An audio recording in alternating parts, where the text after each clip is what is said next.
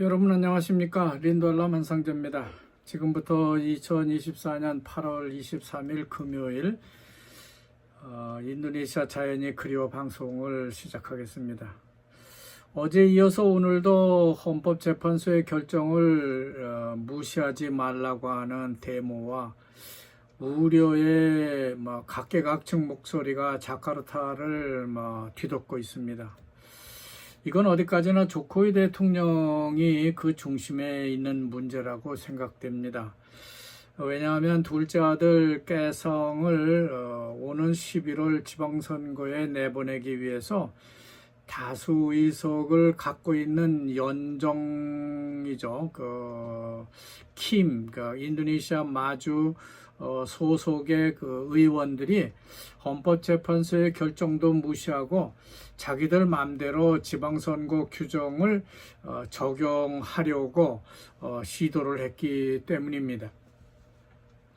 조코이 대통령은 맏아들 기브란의 나이 제한 규정을 피해가기 위해서 헌법재판소장의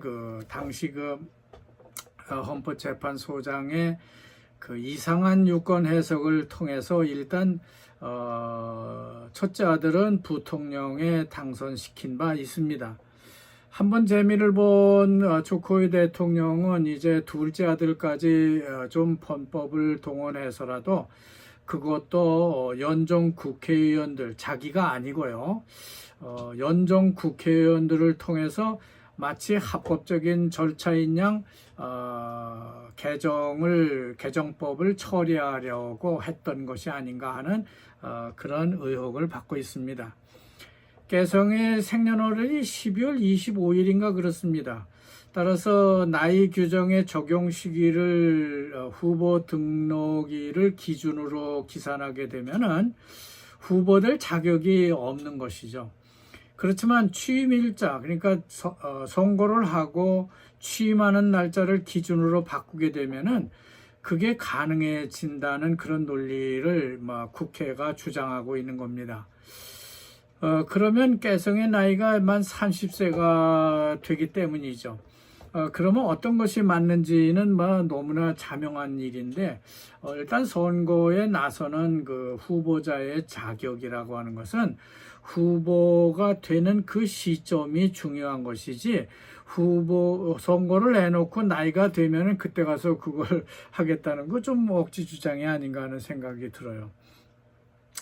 자, 인도네시아 국회도 우리나라 국회처럼 참 미쳐 돌아가고 있는 것이 아닌가 하는 생각이 듭니다. 우리나라 국회는 청문회라든지 탄핵만 다루면서 국민의 경제 생활은 그저 내팽개쳐버리고요. 사법기관을 무력화하는, 그러니까 검찰을 무력화하는 데만 올인을 하고 있는데, 지금은 재판하고 있는 그 판사들까지도 무시하는, 또 이분들에게 겁박을 주는 그런 일도 서슴지 않고 있습니다. 인도네시아도 우리나라에서 배워왔는지 다수당으로 뭉친 연정 출신, 킴 출신 의원들이요, 헌재 결정도 무시하고요, 자기들 마음대로 뭐든지 법을 만들고 또 적용할 수 있다고 하는 그런 태세를 보였던 겁니다. 우리나라는 이런 사람들을 뽑아준 게 국민들의 잘못이 아니냐는 그런 생각이 드는데요.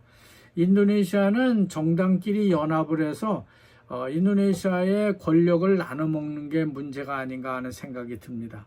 어쨌든 국회는 일단 주춤하는 제스처를 보이고 있습니다.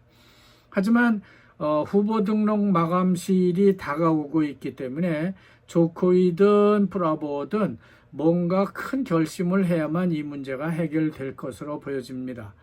우리나라는 아무리 야당의 마음대로 국회를 농락해도 요즘 대학생들은 가만히 그저 공부만 하고 있는 것 같습니다. 하지만 인도네시아 대학생들은 그렇지 않은 것이 보여집니다.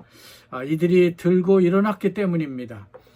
정의에 불타는 인도네시아 대학생들이 국회 앞과 헌법재판소 앞에 모여서 데모를 하고 있습니다.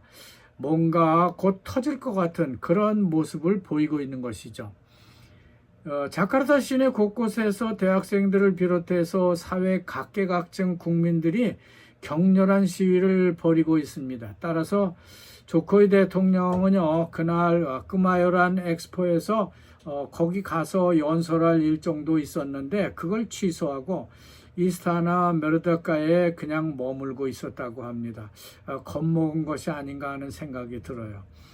그러나 국민들은 헌법재판소의 결정을 어떻게 처리할지 계속해서 정부와 국회를 모니터링하고 있다고 전해지고 있습니다.